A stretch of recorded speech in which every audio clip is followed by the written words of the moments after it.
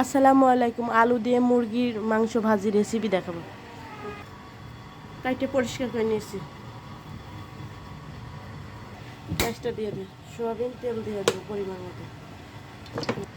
এলাচ, দারচিনি, তেজপাতা বাটা, জিরে বাটা, আদা বাটা, রসুন বাটা, পেঁয়াজ বাটা। তেলের মধ্যে পেঁয়াজ কুচি দিয়ে দেবো,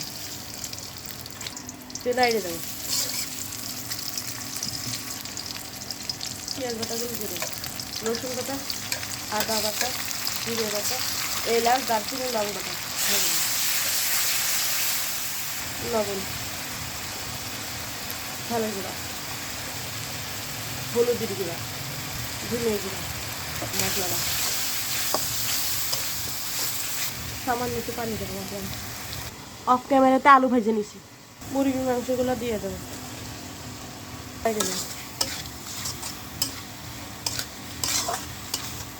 মুরগির মাংসগুলো কষানো হয়ে গেছে, আলু ভাজাগুলো দিয়ে দেবো। ভাজা আলুগুলো দিয়ে দেবো, আস্তে আস্তে ভাজা হোক মুরগির মাংসগুলো। ভাজা মুরগির মাংসের মধ্যে পানি দিয়ে দেবো, দিলাই দেবো, আস্তে আস্তে ভাজা হোক। মাংসটা নেড়ে দেবো। মুরগির মাংসটা হয়ে গিয়েছে, ঢেলে নেব, গ্যাসটা বন্ধ করে দেবো।